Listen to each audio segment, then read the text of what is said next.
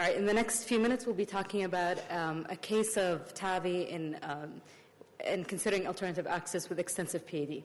So this patient is a 75-year-old gentleman with a lot of comorbidities. He has diabetes, hypertension, CKD, which progressed to end stage right before the TAVI and started on dialysis.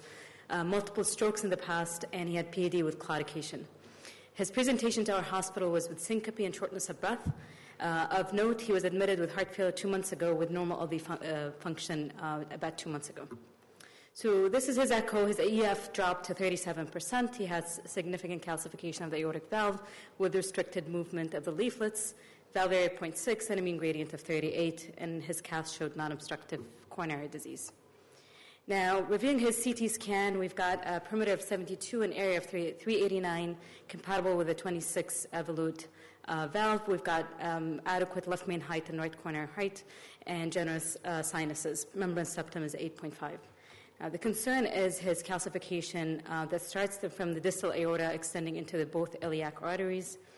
And with that calcification, of note, this was a low contrast study, so we've got some not so great images, but you can see that the diameters have been extremely small from both sides, the right and left.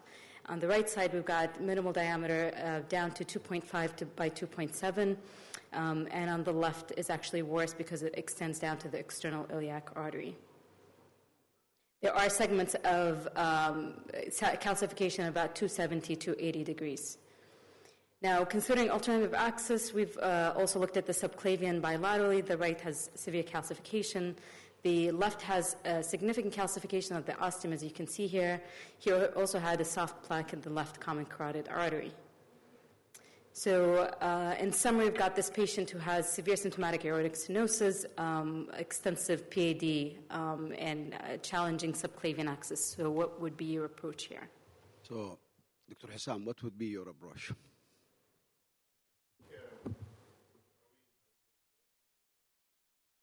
Yeah. You can look at the anatomy. If you don't have circumferential calcium, there are a couple of options you can do preferably. You can do plain balloon PTA and go up. If that doesn't crack, you can use peripheral IVL and go up. So that's a couple of options you can use. So these are the options. The issues with the subclavian and anything above is the risk of stroke. The transcarotid could be used, but the right carotid has some soft plaque, so that's out. The last thing you can even think about is transcaval approach, in which you have some spots in which you can do that. But I escalate, as again summarize, I go balloon PTA because you don't have circumferential, IVL, transcaval, or if not, you can do surgery. Dr. Lavon? Without being the devil's advocate, I consider that based on the data you showed, it is obvious that it should be a mistake to go through femoral. Transcaval is a very good procedural success, but very high mortality and bleedings. So the left carotid looks great. There is a soft plaque. There is a soft plaque at the ostium with about 60 to 70% stenosis. In that case, I mean, I give you the word. Yeah. So go ahead, Rasha. She will show you what we decide to go. So we've decided to push the boundaries of transfemoral. We got bilateral access, femoral access. This is an iliofemoral angiogram, and you can see that there is significant disease on the right, not just at the ostium of the common iliac, but mid-common iliac right above the bifurcation. The disease on the left is actually more extensive down to the external iliac. So after this image, the initial plan, just because there are areas where you have extensive calcium, is to go ahead with shockwave balloons. So we used a 7x60, used about 150 pulses on the left and 120 pulses on the right. However, and the initial plan was if we've got enough diameter and not significant recoil that we might go ahead and do the procedure and then try to stent after. But given the significant recoil and the dissection, which you'll see in a second here, we decided that it would be unsafe to advance our delivery system with that significant recoil. So we opted to go ahead up front and do bilateral stenting with 8x38 balloon expandable stents. Would you stop the 1 Yeah. minute? So, whenever you see, we do a lot of iliac stenting, and during our practice, whenever you see a lot of dissection, like recoil, a lot of big dissection, which is like it's almost pseudo-aneurysm, or any flow-limiting dissection, we always stent, especially if there is significant like a saccular formation. We are afraid that during advancing the whatever the sheath or the device, the tip will be deflected by a shelf of calcium and it go outside, and it have been reported. So we always, whenever this criteria is there, we always stent. Go ahead. Right, so you can see here the dissection, multiple planes, and there was significant recoil in that segment.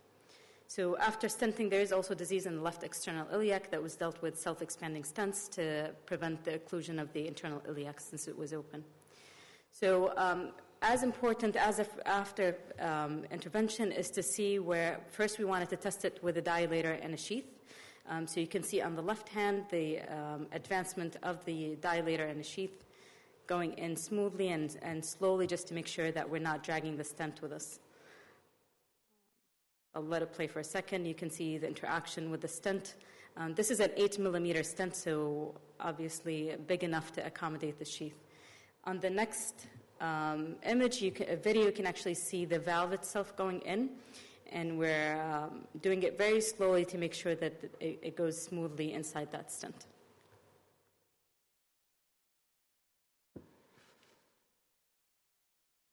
The trick is to have control advancement and be very careful.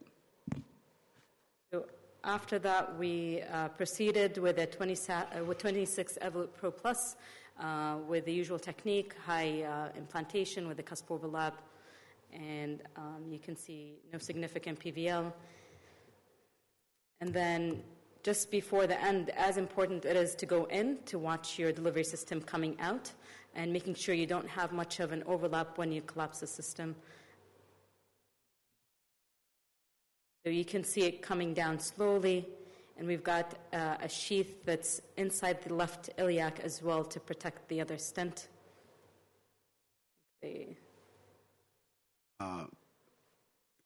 Guys, can we... Just one more slide. It's a combined talk.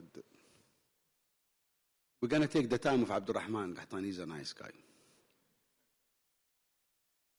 Can we go, please show us the slides? It's here, we just need it to be... So, and this was the final angiogram, and you can see great flow and great expansion on both. This is before and after. So, very important to do a V stenting, because if you go in the aorta, while you are retrieving the device, it might caught in the edge of the stent, like the floating stent in the aorta. And you have really to flare the ostium very well. So go ahead, Dr. Rasha.